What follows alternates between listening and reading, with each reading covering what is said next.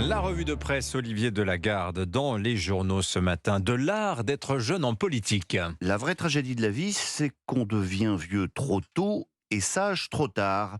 Ce constat, c'est Philippe de Villiers qui le dresse dans Paris Match, le fondateur du Puy du Fou qui a la bonne idée d'en appeler à l'histoire pour éclairer notre présent. Alexandre le Grand devint roi à 20 ans, rappelle-t-il, Jules César Pontifex Maximus à 36. Dans les périodes de sénescence comme la nôtre, la jeunesse est un choix. Dans les sociétés anciennes, elle était un État. C'est au XIXe siècle que tout bascule, poursuit Villiers.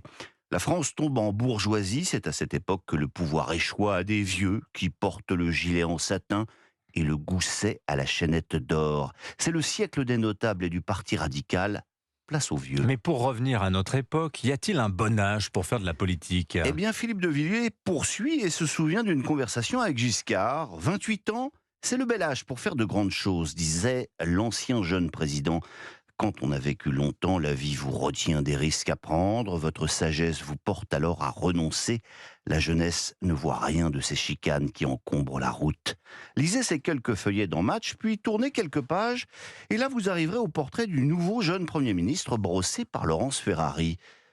Est-ce que j'ai douté ? Forcément, lui déclare notre chef de gouvernement. Votre première réaction est de vous demander « est-ce que j'en suis capable ?» Notre consoeur nous raconte aussi comment Bayrou et Ferrand ont tenté de lui savonner la planche. Le soir de sa nomination, leurs arguments ne manquent pas. Inexpérience, absence de boussole politique, jeunesse. Finalement, le texto d'Alexis Collère arrive enfin sur le téléphone d'Attal. C'est bon, viens demain à l'Élysée. Il est plus de minuit sur les montres à gousset. Paris Match qui s'intéresse aussi à la scolarité de Gabriel Attal. L'hebdomadaire a eu la bonne idée d'aller interroger son ancienne prof d'histoire géo à l'école alsacienne. L'Alsacienne, c'est une école privée du 6e, fondée par les protestants au 19e, sous contrat, pouponnière des élites de gauche. C'était un élève attachant, un peu différent des autres, raconte Marie-Hélène Bellac, à la fois brillant et très réservé. En 2007, se souvient-elle, il avait organisé des élections pour voir ce que la présidentielle donnerait avec les élèves de l'école. C'est Bayrou qui avait gagné, s'il avait su. Je pense s'il en est là aujourd'hui, c'est aussi grâce à l'école alsacienne, poursuit la prof. Il s'est trouvé dans un milieu propice à développer son talent naturel. Ce qui nous amène à parler d'une autre école parisienne prestigieuse, Stanislas, qui est à 200 mètres de l'école alsacienne. Ah oui, Stan, la pouponnière des élites de droite, où le général de Gaulle usa ses fonds de culotte, établissement du 6e, fondé par les catholiques au 19e, sous contrat, qui se retrouve dans l'œil du cyclone depuis que Mediapart, qui l'a prise en grippe, a révélé ô infamie qu'Amélie Oudéa-Castéra y avait inscrit ses enfants. À la suite des accusations du site d'Edoui Plenel, Stan a même fait l'objet d'un rapport d'inspection commandé par Pape Ndiaye. La Croix se l'est procuré, il constate certaines irrégularités, mais aucun manquement grave, écrit Emmanuel Lucas. Aucune sanction n'est demandée. En fait, l'affaire a pris un tour politique, explique-t-elle, car Stanislas est devenu, pour une partie de la gauche, un emblème, le symbole d'un séparatisme scolaire, comme elle dit.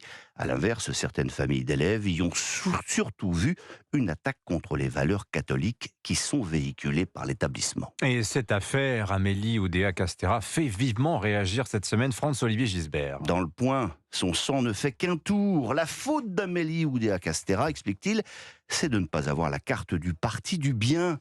Pape Ndiaye avait inscrit ses 2 enfants à l'école alsacienne. Quand la nouvelle fut révélée, que croyez-vous qu'il se passa ? Rien, ou presque, rappelle-t-il. Chose curieuse, ni Mediapart, ni Le Monde n'en ont fait des tonnes. Pape Ndiaye était pourtant ministre de Macron, mais il venait de la gauche. Et Gisbert d'ajouter, avec son cœur de pleureuse, cette gauche nous a donné de belles leçons de vertu, avec même un très grand moment de télévision lorsque le socialiste Jérôme Guedj, après avoir dénoncé l'entre-soi des plus favorisés, fut obligé de confesser que son fils est passé un petit peu dans le privé, un petit peu.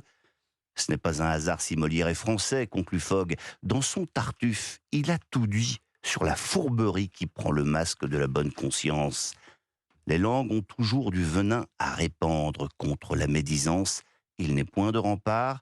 Ceux de qui la conduite offre le plus à rire sont toujours sur autrui les premiers à médire. Et ce n'est pas Macron qui veut du théâtre à l'école qui dira le contraire. Quoi de neuf, disait Sacha Guitry. Molière. Olivier Delagarde, la revue de presse tous les matins sur Europe 1. Merci beaucoup, Olivier.